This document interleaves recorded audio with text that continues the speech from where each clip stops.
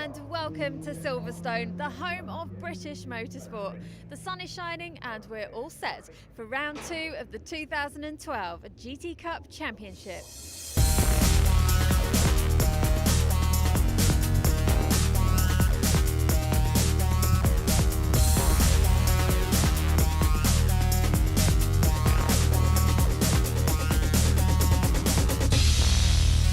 GT Cup Championship truly is multi-mark racing at its best, and the beauty of the championship is it's eligible to such a wide variety of cars. This weekend alone we've got everything from Moslers to Ginettas to Ferraris. Now Derek, you're racing this weekend with us in a Ferrari 458. We've been used to seeing the 430s, but of course the 458's new to us this year. Tell us a bit about it. Yeah, I mean the 458 came out last year eligible for racing, and I got the car last year but didn't race it in this championship. We developed the car over winter, which meant we could come here and run at the front, which is what we want to do. Now, what was it about Ferrari that really appealed to you? Obviously it's a very popular brand when it comes to racing, but what was it that got you going? Yeah, I mean I think Ferrari is what everybody aspires to drive and race, I think, so it was really that off the start. I'd never raced GT cars before, so it's my first GT car race car. And yeah, it's just a Ferrari, isn't it? Which is just a nice thing to sit in and drive. But it is a good car, and it's a really, really good race car. It's a very customised BMW, isn't it? Yeah, well, it's a genuine GTR, wide-body GTR. We built it from scratch. We bought a brand new cage and body shell from BMW Motorsport and started from there, ground up.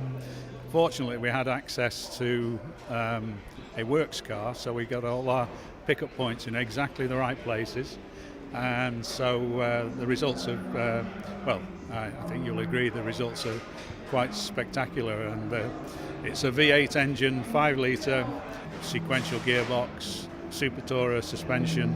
It has all the right bits on it, so we're very pleased with the car. We're quite used to seeing Ferraris in the GT Cup Championship, but we've never seen one quite like yours. The basis is an aluminium tub, and then we've remade the whole back of the car, put a Ferrari 430 motor in, 430 Challenge gearbox. We've got Ferrari 360 brakes, Ferrari 430 hubs, so it's basically a mix of all Ferrari bits, and then we basically put Ferrari 430 panels, the Spider panels. I bought that car after being a Porsche dealer, and I bought it because I think they offer a great value for money package. They're reliable, and if you don't interfere with them and just leave them in Carrera Cup spec, you know that you can depend on them, and you know you're going to finish a race. Class 2 is competitive. You know, there's a BMW V8 that's going well. There's a couple of 911s that are going well. Well, I've watched the coverage on TV in the past couple of years. Decent sized grids, similar to cars to what I've been used to in terms of 997 and 996 Cup cars. So opportunity arose with Par this year to come and try it out, and so here I am. Well, of course, this is the second round of the season. We've had Donington, which was rather interesting conditions, and of course Silverstone's a lot drier. You had a race on yesterday. That went very well for you, didn't it? Yeah, absolutely. Yeah, I won my class yesterday. Fantastic race with Nick and Don. We were literally bumper to bumper for 25 minutes. Won by 0.16 of a second, which was a fantastic race. Really, really good fun, good clean racing, brilliant. The classified result then from Saturday was the victory for Martin Short from Derek Johnston and Kevin Riley, with Pete Small, as we heard, winning Group 2 from Harry Whale and Don Grice. Well then, the grid for the first of the 2 races here on Sunday. It's pole position for Martin Short from Jordan Witt. Don Grice heads Group 2 in 6th, and Chris Brentley leading Group 3 in 10th. Watch for Lee Mole from the back of the grid. He wasn't here yesterday. Well, the cars are now heading round, ready for the first race of the day here at Silverstone. You can see the chevron is starting from the pit lane, and Martin Short starting from pole in the Mosler. Let's go racing. Should be a good one, this one. Rolling start as ever in the GT Cup Championship. And away we go with that empty space, second on the grid where Jordan Witt should have been. It means that Richard Chamberlain in the big Porsche immediately moves into second and thinks about challenging Martin Short in the Mosler through Copse Corner.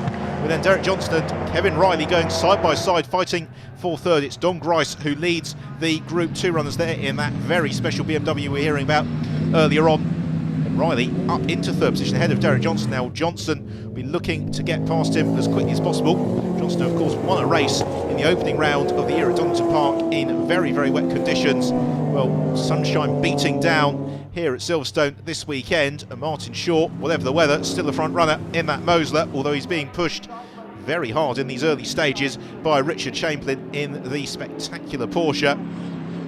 Chamberlain trying to get a good run through Luffield to propel himself then on towards Woodcote. He does, he brings that gap down by about half a car length or so, which means Martin Short's going to have to unwind his right foot, really get the power down in the big Mosler into Copse corner, though Chamberlain has closed, hasn't he? That gap still inching downwards now, just a couple of car lengths, accelerating out of Copse and up over the brow into Maggotts and Beckett's Porsche, just rippling on the suspension as it came over the brow into Beckett's and then accelerating onto the National Straight. The pace already ahead of the field, absolutely electric, and Martin Short having to work hard in these early stages to try and build his lead over the Porsche.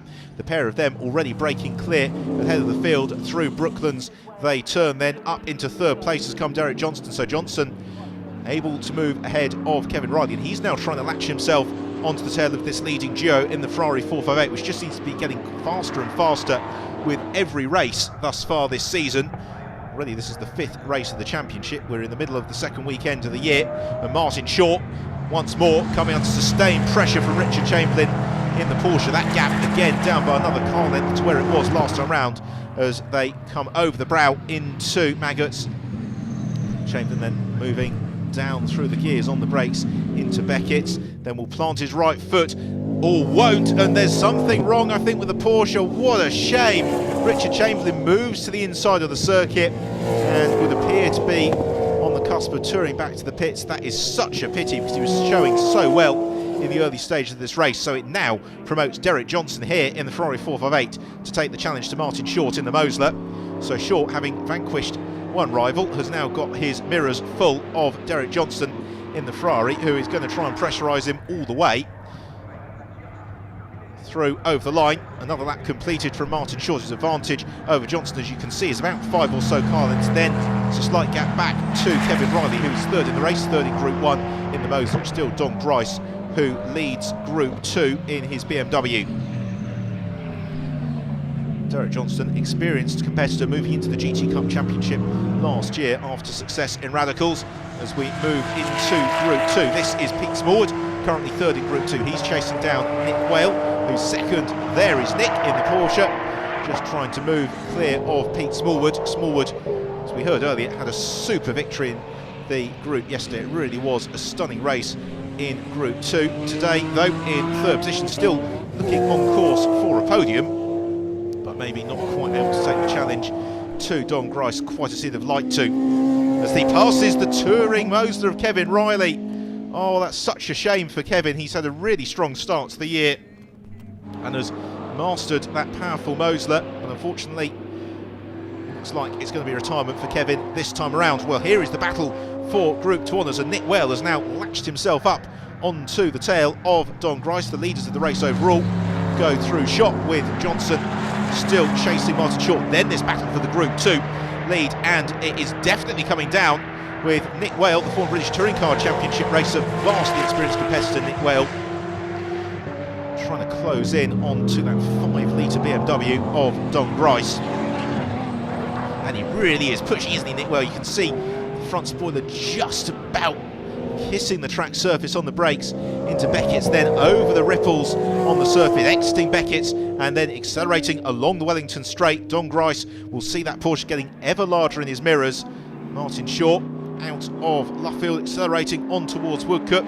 Just seems to have had the measure of Derek Johnson over the past few laps as he accelerates on and into another lap in the Mosler. That gap has gone out slightly for Martin Short. It's still, though, what you would say an entirely comfortable gap. If he were to make a mistake or the Mosler to falter, he'd be in real trouble. Likewise, Don Grice is now having to think about taking the defensive line into Copse Corner. He moves to the middle of the circuit along the start and finish straight, just to let Nick Whale know he's seen him coming, and it's not going to be easy for Nick if he wants to find a way through. Nick Whale, though, just sticking to what he does best, taking the perfect racing line out of Copse, and therefore able to chip away at Don Grice's advantage by another couple of tenths of a second into Beckett. Grice, there you can see, working the wheel as he exits Beckett's along the National Straight. The pair of them have had a really engaging tussle. As Martin Short turns through Luffield for the final time. The checkered flag is ready and waiting. It's been a lights to flag victory for Martin Short, but it's not been an easy one. First Richard Chamberlain and then Derek Johnston chased him all the way. It's Martin Short who takes his second victory of the weekend here at Silverstone. But what about Group 2? Because Nick Whale is right on the tail of Don Grice as they accelerate through Woodcote for the final time up to the line. And Don Grice just takes the group victory and third in the race overall, with Nick Whale very, very close behind on his tail. The pair of them separated by just 0.2 of a second on the line. So here is the final classification, with Short taking the victory from Johnson and Grice. Peter Smallwood, an excellent fifth, and third in Group 2 from Peter Rowbottom in 6th position. Celebrations abound on the podium. Now, of course, drier conditions this weekend. The wet was a little bit difficult for the Mosler, so are you finding that easier? Yeah, we hadn't got the setup right on the car then, and that was entirely my mistake. This weekend we actually tested on the Pirellis on Friday, and the car's just perfect. It's a pleasure to drive. You'd actually got quite a race on your hands, and that gap was coming down at one point. What was going on? Yeah. Well, we developed a small oil leak, nothing major, but it was splashing onto the windscreen. So I could not see any left-hand bend at all. So I was braking late, turning in late, so that I could actually see through the side window. Had a few problems on the way around. We know we've got a fuel issue, and down the back straight I had to turn the fuel pumps off to try and resurrect the engine. But shame about the first corner. Lost two of the chaps on the first corner, so a bit of a lonely race for me, but absolutely nursed it round and absolutely loving it. So fantastic. Yeah, real happy. With several cars needing repairs and tweaks over the break, it's certainly going to be a busy one. Join us in just a few minutes to find out how they get on.